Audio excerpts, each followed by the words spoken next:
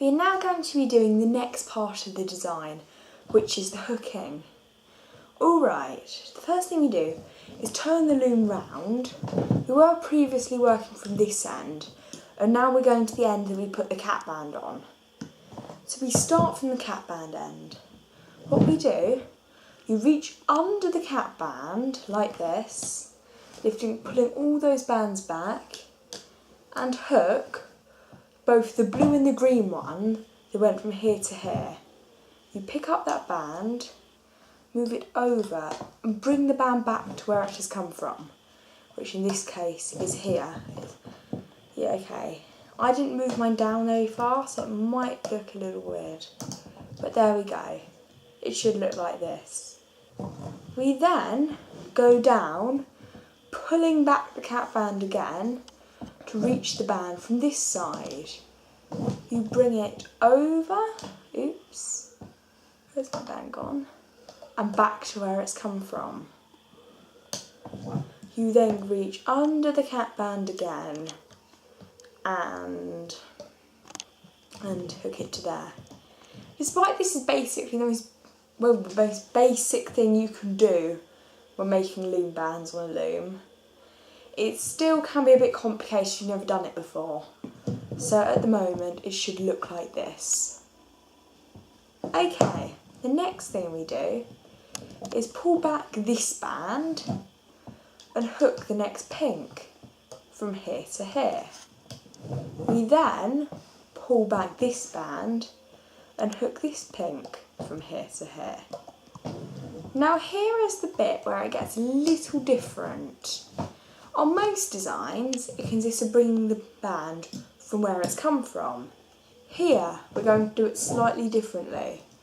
So we go under here and we get a green band, just the green, not the blue.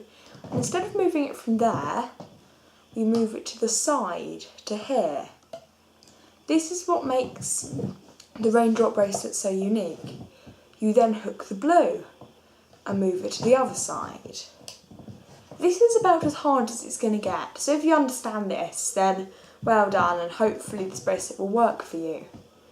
We then go into the pinks, pull the blue band back, hook the pink and move it to here. Then pull the green band back, get the pink and hook it to here. We then go to here, get the next green, I'll move it to this side. I have seen bracelets where you alternate sides and do stuff like that, but this is the most standard kind of way of doing it. Okay, then you've probably guessed it by now. We get the next pink, move it from here to here, then the next pink, then we go under here and get the green, move the green to there, then under here and get the blue. It involves loads of repetition, as you can probably tell, as we do the same thing for every single band until the end. There we go.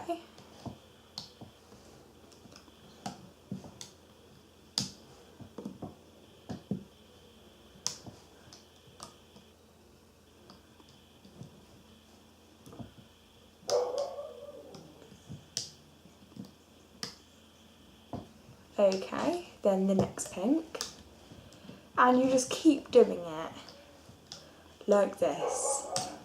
So it's kind of, I guess you could say it's boring, but I mean it's quite quick to do once you know how, so hopefully it shouldn't take you too long. And I personally think the results are really, really satisfactory. Okay, keep going. So in each bit should keep looking the same as the first one, like this. Alright, let's do the next one. Even though it sounds like a really, really stupid mistake to make, I do know lots of people that basically when they do it forget to hook like one of the pink ones along the edge. And you think, oh yeah, that's a really stupid mistake to make. But I have done it lots of times before. And then, as you can probably work out, that kind of ruins the whole design. So it's usually best if you make sure, like about this point, look back and check that you've hooked them all, and in the middle as well. Alright, we just keep going. As you're probably aware, we are a really small YouTube channel at the moment, but we would quite like it if you could like and subscribe to our channel, as the more subscribers we get, the more videos we'll try to turn out as regularly as we can. And also, I know I said this before, but we'd love to hear any feedback from you about what you liked or what we could improve on, as we basically just want to make these videos as best as possible and as enjoyable and as instructional for you as we can. Okay, we're coming to the end now, so you just keep going. Oh yeah, you don't have to have a rainbow loom to do this. It works on practically any loom, which definitely is a good thing. Okay, then we do the pink to there, and the pink. Oh, I've just noticed I've done something really stupid. I've done the green on that side and the blue on that side. But as I've said, it doesn't really matter. It'll just make it like look a little different at the end. It'll probably look quite cool. Now what we do is what we did at the beginning. You go on there, instead of bringing each band to each side, you simply get the blue and the green and put it to the centre here. We then, let's put that down, we then just get the pink as normal and bring it to the centre, and the other pink as normal, bring it to the centre. Okay, our bracelet is nearly finished and it should look like this. The next thing we do, you know how I laid this one band out at the start? I guess it was an optional step, but I find this easily the easiest way of doing a cap band. You reach under all these bands. Wait a second, make sure you've got them all. Otherwise, this is a really crucial part. You hook the pink. You should feel a bit of a pull, so I know I've got the right one. And hook it over there. Okay? You then get the bit on the bottom, do you see this bit? And move it over the bit at the top. Then you pull that.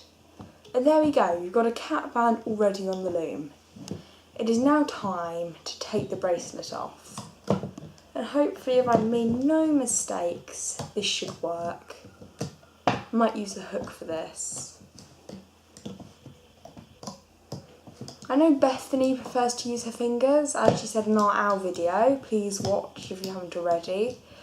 But I kind of think that actually bands can snap if you use your fingers. I guess do what you think. We agreed to differ on it, so to be fair, it doesn't really matter. You know, we argue quite a lot over really stupid things. There we go. And this bracelet looks a bit weird at the moment, and not quite like the bracelet that we had at the beginning, because basically this is the other side. If you turn it round, it will then look like a good bracelet.